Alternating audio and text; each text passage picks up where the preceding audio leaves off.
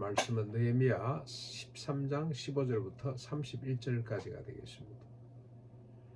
먼저 15절로 21절까지 보면 그때입니다. 그때로 시작하는데 그때가 언제냐? 느헤미야가 예루살렘 총독을 끝내고 아닥사스의 부름을 받고 다시 페르시아로 돌아갔다가 잠시 또 예루살렘으로 왔습니다. 아마 여러 가지 걱정이 되어서 온 것 같아요. 신약에 보면은 바울이 자기가 개척한 교회를 떠나고 난 뒤에 걱정이 돼서 자기가 직접 둘러보기도 하고 또 다른 사람을 보내기도 하고 그럴 형편이 못 되면 편지를 써서 그들의 안부를 살피고 또 그들을 돌아본 것처럼 이 느헤미야도 다시 귀환했습니다마는 예루살렘을 다시 방문해서 여러 가지 사실을 알게 됩니다.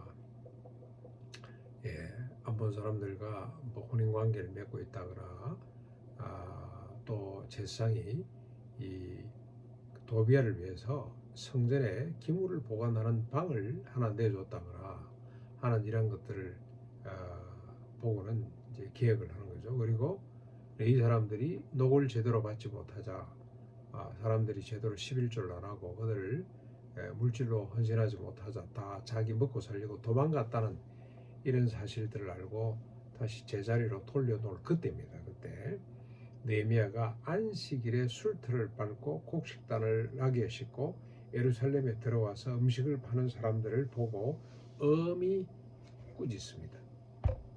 그리고 또 안식일에 두로 사람에게서 생선과 각양 물건을 사는 유대 귀인들을 보고는 엄히 꾸짖게 됩니다.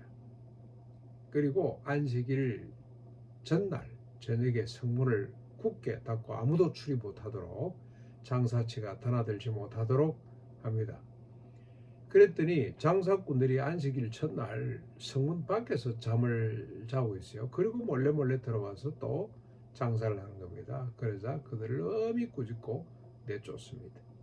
그리고 이 사람들로 하여금 성문을 굳게 지키도록 안식일을 거룩히 지키도록 조치를 하게 됩니다. 여러분 참 실로 짧은 시간이죠. 그가 총독으로 있다가 잠시 이 페르시아로 귀환하고 몇 년인지는 잘 모르겠습니다만 잠시 있다가 다시 돌아오거든요. 다시 돌아오는데 돌아와 보니 이렇게 무너져 있는 겁니다. 사람은 어쩔 수 없이 무너지는 거죠. 근데 여기서 무엇 때문에 무너집니까? 먹고 사는 문제죠. 먹고 사는 문제. 레이는 먹을 것이 없어서 흩어져 가고 귀인들은 더 좋은 걸 먹겠다고 안식일을 범하고 있고 먹고 사는 문제. 이게 참 문제입니다.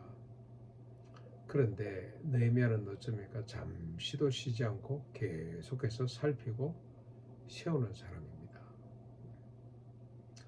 이런 자세가, 이런 리더십이 필요한 거죠.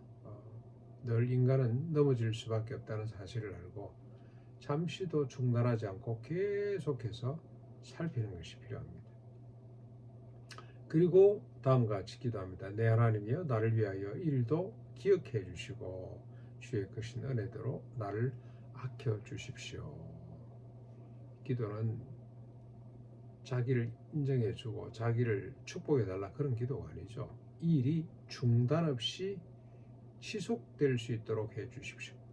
하나님을 섬기는 일, 하나님의 언약의 백성과 언약의 도성을 거룩하게 보존하는 일에 중단이 없도록 해 주십시오. 그런 간절한 기도입니다. 그리고 22절로 28절까지 계속해서 느헤미야가 살피고 바로 세우는데 아스돗과 암몬, 모압 여인을 아내로 맞은 자녀들, 그래서 유대 방언을 잃어버리고 있는 아이들, 그런 가정을 위해서 솔로몬의 예를 들어서 엄히 책망합니다. 기록에 보면 때리고 또 머리털을 뽑기도 하고 해가면서 그들을 바로 세우는 거죠. 이때 산발랏의 사이가 된 대제사장 엘리야십의 정손 하나를 내치게 됩니다. 이 엘리야십은 참 문제가 많습니다. 그렇죠? 도비아하고도 내통하고 산발랏 이 예루살렘 성을 수축할 때 제일 앞장서서 반대했던 인물들 아닙니까? 이 사람들과 혼인 관계를 맺고 있습니다. 정말 세속적인 제사장이라고 할 수가 있습니다. 자, 그걸 또 내쳐서 정리를 하고 그리고 마지막으로 이렇게 기도합니다. 음, 아, 자신의 업적을 기억해달라 그런 뜻이 아니고 아, 자신이 행한 계획이 지속될 수 있도록 복을 주십시오.